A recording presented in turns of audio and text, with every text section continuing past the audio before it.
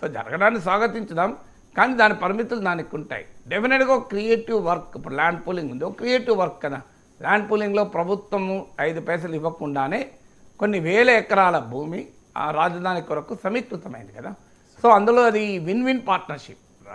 భూమి ఇచ్చిన మధ్యలో జగన్మోహన్ రెడ్డి చెడగొట్టడం వల్ల దెబ్బతిన్నది, కానీ లేకపోతే ఇప్పటికి బ్రహ్మాండంగా ఉండేది కదా. సో అందువల్ల భూమి ఇచ్చిన రైతు లాభపడ్డాడు, రాజధాని వచ్చింది, ప్రభుత్వానికి కూడా డబ్బులు వచ్చాయి.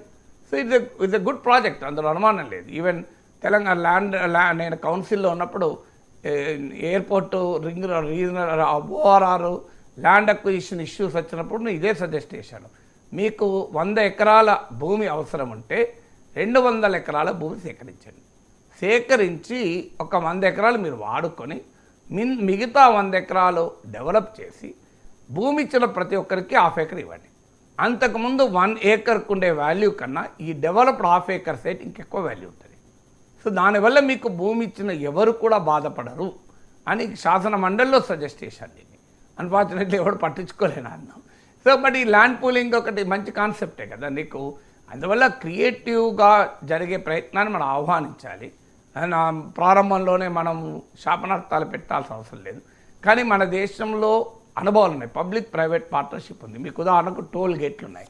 ఇది పబ్లిక్ ప్రైవేట్ పార్ట్నర్షిప్ అంటే ప్రభుత్వము ప్రజలు ప్రైవేట్ వాళ్ళు కలిపి ఏం జరుగుతుంది. టోల్ గేట్ అంటే ఒక డబ్బున్న వాడు రోడ్ వేసి ప్రభుత్వం ఆ రోడ్డు కొంతకాలం తాళే మేనేజ్ చేసి తర్వాత తాము పెట్టిన పెట్టుబడి దానిపైన రీజనబుల్ రేట్ ఆఫ్ రిటర్న్ పొంది తర్వాత ఆ రోడ్డు ప్రభుత్వానికి ఇచ్చేయాలి. ఇది పబ్లిక్ ప్రైవేట్ పార్ట్నర్షిప్. ఏం జరుగుతుంది, అదో దోపిడీ కేంద్రాలు అయిపోయినాయి. మన ఏళ్ళ తరబడి ఎంత టోల్ ట్యాక్స్ వసూలు చేస్తానో తెలియని పరిస్థితి. అసలు ఆ రోడ్ కన్స్ట్రక్షన్కి ఎంత ఖర్చు పెట్టావు, ఎంత వసూలు చేస్తుందో, ఎన్నేళ్ళు వసూలు చేస్తావు, ఎంత లెక్క ఏంటి ఎవరికైనా తెలుసా. సో టోల్ గేట్ ఒకటి ఉదాహరణ కదా పబ్లిక్ ప్రైవేట్షిప్.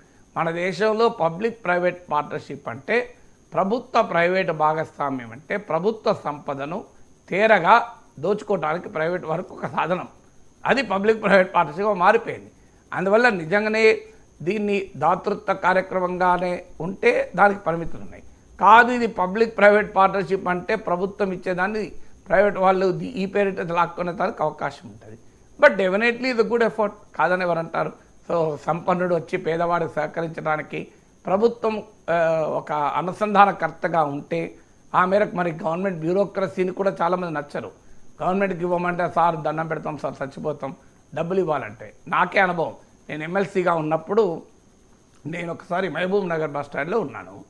ఒక పేద బిడ్డ పట్టుకొని ఒక తల్లి కూర్చున్నది. బిజినేపల్లి పోవాలి అంటే మహబూబ్ నగర్ నుంచి ఒక హాఫ్ అన్ అవర్ కూడా ఉండదు, 15 నిమిషాలు ఉంటుంది. బస్సు కొరకు వెయిట్ చేస్తున్నాడు. ఆ బాబు అమ్మ నీళ్ళు అంటున్నాడు. ఆడ ఎదురుగా బాటిల్ కనబడుతున్నా చూపెడుతున్నాడు. ఈ తల్లి ఏమో ఇంటికి పోతాం కదరా అంటున్నాడు. నాకు బాధ వేసి అడిగాను, ఏంటమ్మా బాబు నీళ్ళు అడుగుతున్నాడు. సార్ మా ఊరికి 10 రూపాయలు సార్ ఆర్టీసీ బస్సు, ఆ బాటిల్ 15 రూపాయలు ఉంది సార్, ఈ లోపల ఇంటికి పోతా కదా అన్నది. నాకు కళ్ళకి నీళ్ళు వచ్చింది. వెంటనే వెళ్ళి ఆ బాటిల్ కొనుక్కొచ్చి ఆ బిడ్డకిచ్చి నేను నాకు బస్సులో వస్తున్నా. నేను వచ్చినప్పుడు ఆలోచించాను, ఇది అన్యాయం కదా.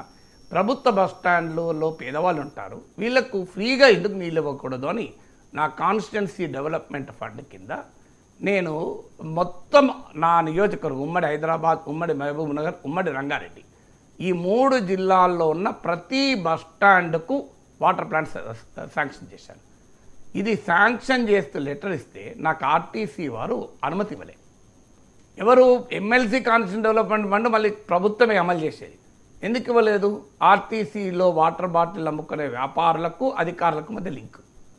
నేను అప్పటి రవాణా మంత్రి బొత్స సత్యనారాయణకు విజ్ఞప్తి చేశాను, శాసన మండలిలో విజ్ఞప్తి చేశాను, కానీ ఇవ్వలే.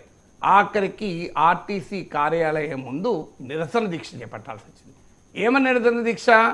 నేను ఆర్టీసీ బస్ స్టాండ్లో వాటర్ ప్లాంట్లు పెడతాను, నేనే పెడతాను ఎమ్మెల్సీ నిధుల్లో, ఆర్టీసీ 5 పైసలు ఇవ్వాల్సిన అవసరం లేదు, మీరు ఉచితంగా నేను వాటర్ ప్లాంట్ పెట్టిస్తా అంటే ఆర్టీసీ అనుమతి ఇవ్వదే.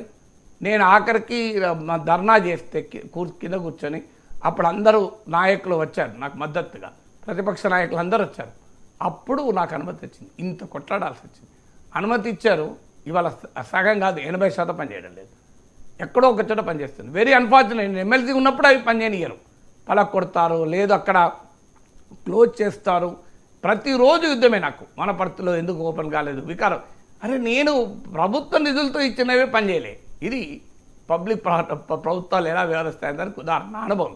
ఇప్పటికీ కొన్ని చోట్ల ఉన్నాయి. నిన్న కూడా ఎవరు చెప్పారు, సార్ ఈసీఎల్ బస్ స్టాండ్లో మీ పేరు కనబడుతుంది సార్, అక్కడ ఆనందం వేసింది సార్ అని.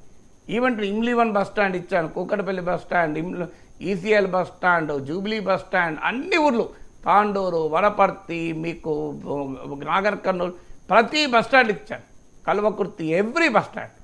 అన్ఫార్చునేట్లీ నేను ఇచ్చిన 15 రోజులకి 25% పనిచేయలే, తర్వాత 50% పనిచేయలే, ఇప్పుడు దాదాపు 90% పనిచేస్తలేవు కావచ్చు. తర్వాత కూడా నేను మంత్రులకు మొరబెట్టుకున్నాను, సార్ నేను ఇచ్చిన వాటర్ ప్లాంట్లో బాధేస్తున్నా సార్, కనీసం వాటిని నడవనియండి. అంటే ఇక ఉచితంగా సంపన్నుడు దానం చేస్తే దాన్ని నడిపిస్తుందా ప్రభుత్వం అన్న అనుమానం. నిజంగానే నడిపిస్తే సంతోషమే. నా అనుమానం చెప్పిన ఒక శాసన మండలి సభ్యుడు ప్రభుత్వమే ద్వారా ఇచ్చే డబ్బులు, నేను నా పైసలేం కావు కదా, ప్రభుత్వ డబ్బులే కదా, దాన్ని అమలు చేసేది కూడా కలెక్టరే, నేను కాదు.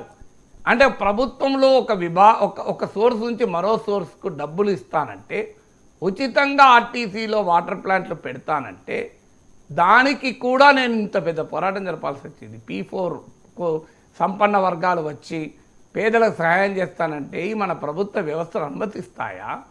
దీనికి ఎన్ని ఇబ్బందులు పెడతాయో అన్నది నా భయం. అని చెప్పి ఎన్నికలకు ముందు చెప్పారు, ఆ తర్వాత కూడా చెప్తున్న పరిస్థితి.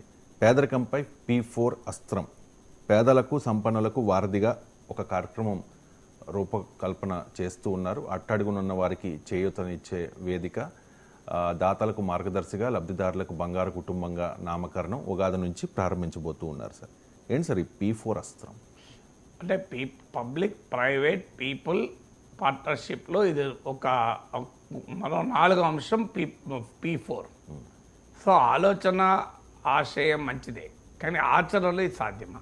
గాంధీయన్ మోడల్ ఆఫ్ ఎకనామిక్స్లో గాంధీ కూడా చెప్పింది అదే.